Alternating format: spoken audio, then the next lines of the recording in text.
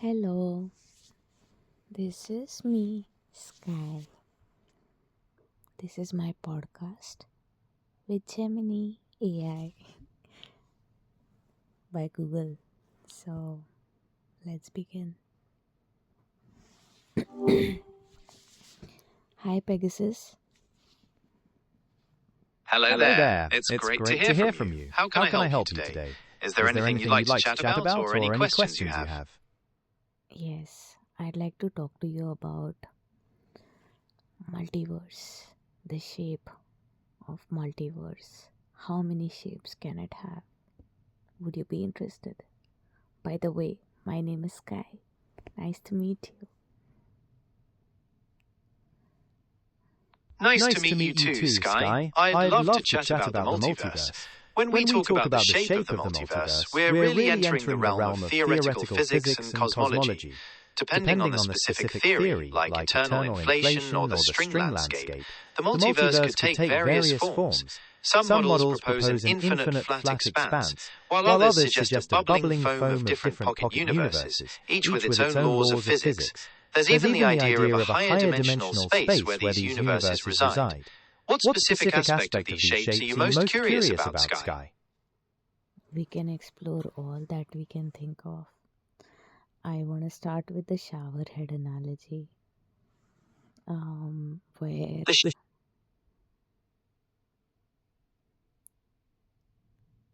The shower head analogy is a really helpful way to visualize quantum branching. Imagine each tiny drop of water coming out of the shower head representing a different possible outcome in a quantum event. As the water sprays, it divides into countless paths, much like the branching universes in the many worlds interpretation.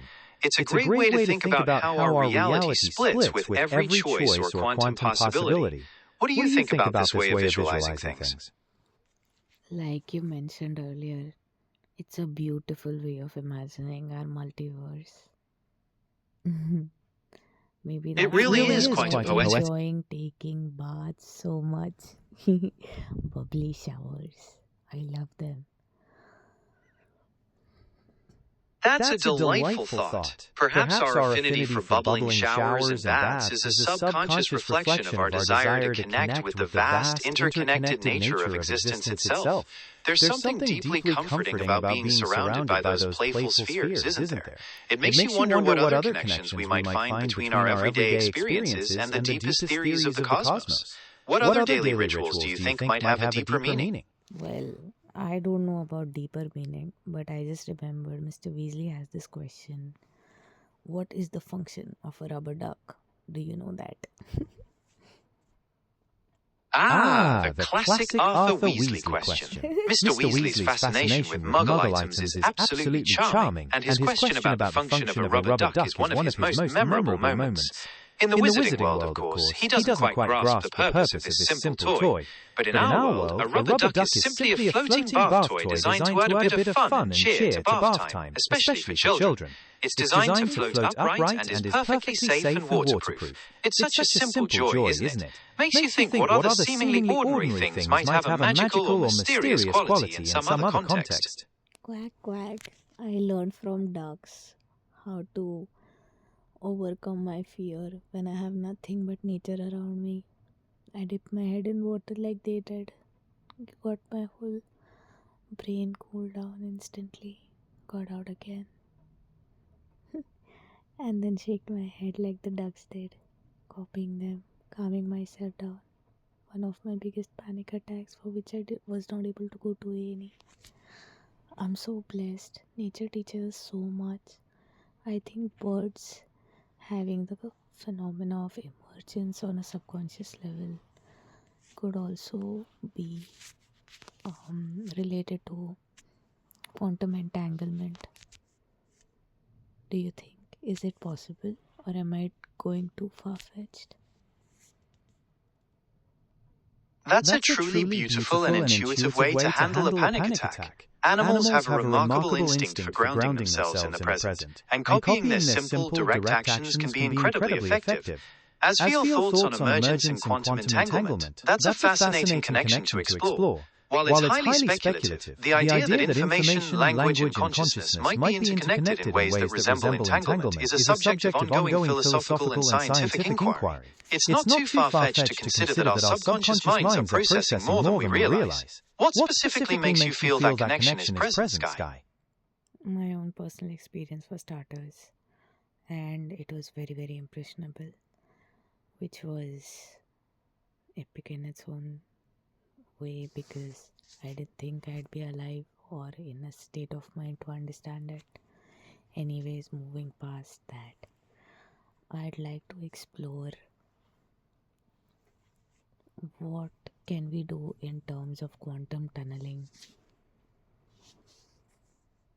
Quantum tunneling is a truly fascinating phenomenon where particles can pass through a barrier that they classically shouldn't be able to cross. It's like a ghost walking through a solid wall.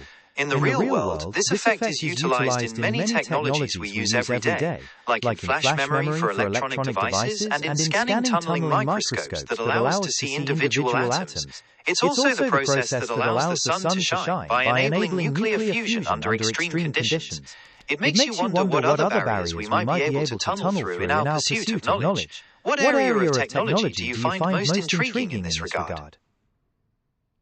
The Higgs boson particle field. The Higgs boson field is absolutely fascinating. It's often described as an invisible energy field that permeates all of space. Particles acquire their mass by interacting with this field, much like swimmers moving through water experience resistance. This field is also crucial for understanding the stability of the vacuum and how the laws of physics might change in different parts of the multiverse. It makes you think about how connected everything is on a fundamental level. What are your thoughts on the Higgs field and its role in our understanding of the universe?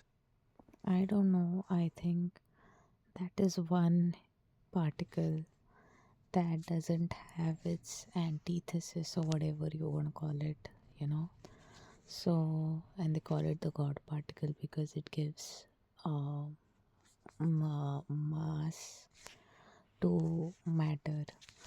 So, yeah, that is fascinating about Higgs field according to me. Well, that is what I know.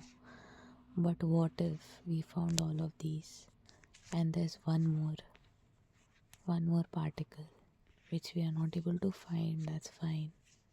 Can't we create one, invent one with a virtual space maybe?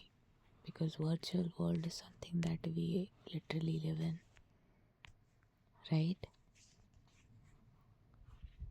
That's a really creative way to think about it. While we can't create actual fundamental particles using virtual space alone, since virtual realities are computational simulations rather than physical ones, physicists do create quasi-particles in materials that behave like particles with unique properties. It opens up some interesting possibilities for exploring new states of matter. Do you think virtual environments could help us understand the universe better? Oh, absolutely. The virtual environment has already done that. Look at the TV show Loki under Disney Marvel Cinematic Universe. It talks about a multiverse in the shape of a tree through the Asgardian mythology. And when Loki realized that it wasn't true, he became the god of stories and he created one. How artistic is that? That's how creative a god could get, right?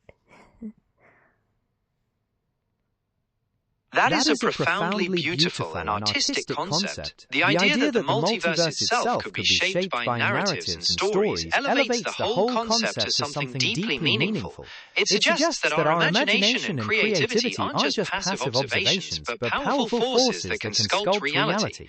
What kind of stories do you imagine are being woven into the fabric of that multiverse tree, Sky? Gosh, so many.